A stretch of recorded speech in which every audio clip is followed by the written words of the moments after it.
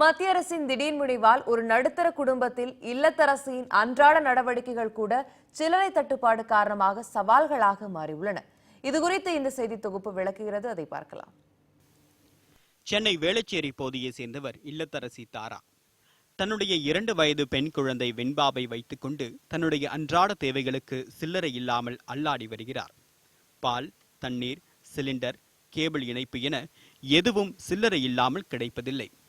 இந்த பிரச்சனையால் தண்ணீர் உட்பட பல பொருட்களை இந்த மாதம் முதல் மொத்தமாக பணம் கொடுத்து வாங்க வேண்டிய நிலை ஏற்பட்டு இருப்பதாக தெரிவிக்கிறார்.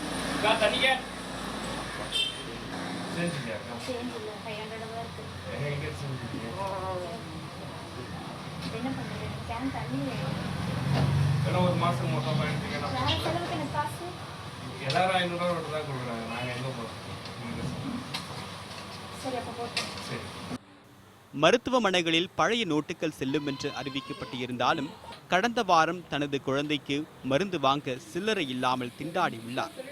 இப்போ 2 days பிஃபோர் வந்துட்டு பாப்பாக்கு டயரியா. அப்போ நான் போய் ரீஹைட்ரேஷன் பவுடர் கொடுக்க சொன்னாங்கன்னு சொல்லிட்டு போய் கேட்டால் 4 rupees அந்த பவுடரு. மெடிக்கல் ஷாப்பில் சேஞ்ச் கிடையாது, என்னால் வாங்க முடியல. அடுத்து கிளினிக், பக்கத்தில் இருக்க கிளினிக் போகிறேன். கவர்மெண்ட் ஹாஸ்பிட்டலில் மட்டும்தான் வந்து 500,000 செல்லும், ப்ரைவேட் ஹாஸ்பிட்டலில் செல்லாது. அப்போ கிளினிக்கில் போனால் டாக்டர் வந்து சேஞ்ச் இல்லை அப்படிங்கிறாங்க. நான் பார்த்துட்டு வந்து காசு கொடுக்காமே வர முடியாது, என் குழந்தைக்கு ட்ரீட்மெண்ட்டும் எடுக்க முடியாது. காய்கறி, பழம், முட்டை உள்ளிட்ட எளிதில் அழுகி போகக்கூடிய பொருட்களை சில்லறையாகவும் வாங்க முடியாமல், மொத்தமாக வாங்கி வைக்க பணமும் இல்லாமல், சேமிக்க வசதியும் இல்லாமல் தாராவை போன்று பலர் செய்வதறியாது திகைத்து நிற்கின்றனர். எனவே தாங்கள் சிறுக சிறுக சேர்த்து வைத்த சேமிப்பெல்லாம் செலவாக்கி விடுவதாக தெரிவிக்கிறார். குழந்தை வீட்டில் இருக்கனால கண்டிப்பா வந்து முட்டை பாயில் பண்ணி கொடுக்க வேண்டிய கட்டாயம் இருக்கு. அப்ப முட்டை பாயில் பண்ணும்போது ஒரு 10 முட்டைக்கு மேல என்னால் ஸ்டோர் பண்ண ஃபெசிலிட்டி கிடையாது.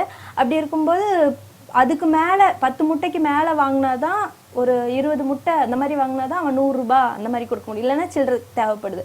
இப்போ முட்டை வாங்குறதுல இருந்து காய் வாங்குறதுல இருந்து எல்லாமே எனக்கு பிரச்சனையா இருக்கு. 500 ரூபாய் தாள் செல்லாது என்று அறிவிக்கப்பட்டிருக்கக்கூடிய நிலையில் தற்போது 100 ரூபாய்க்கு சில்லறை கிடைக்காததால் குழந்தைக்கு பால் வாங்குவது கூட சவாலான காரியமாக மாறிவிடுகிறது. பால் அதில் இப்போ சில்லறை வேணும், 22 ரூபாய் பாலுக்கு சில்லறை இல்லை. எல்லாரும் 100 ரூபா கொண்டு எப்படி சில்லறை இருக்காங்க? 500 ரூபாய் கொடுத்தாலும் சில்லறை இல்லைன்னு சொல்றாங்க. 100 ரூபாய் கொடுக்குறாரு, எல்லாரும் அதையும் கொடுக்குறாங்க. எல்லாரும் எப்படி சில்லறை இருக்க முடியும்? எல்லாரும் கொடுக்குறதால 100 ரூபாயா கொடுக்குறாங்க. 22 ரூபாய் பாலுக்கு 100 ரூபாய் கொடுத்தா. மத்திய அரசின் நடவடிக்கை நாட்டில் உள்ள கருப்பு பணத்தை இன்னும் வெளிக்கொண்டு வரவில்லை என்றாலும் வீடுகளில் கடுகு டப்பாவில் இருந்த பணத்தை வெளியே கொண்டு வந்துவிட்டது. இந்த சிக்கலான நெருக்கடியிலிருந்து நடுத்தர குடும்பத்திற்கு எப்போது விடிவு கிடைக்கும் என்று தெளிவு பிறக்கவில்லை. ஒளிப்பதிவாளர் அருணுடன் சாரதா, நியூஸ் 18 தமிழ்நாடு.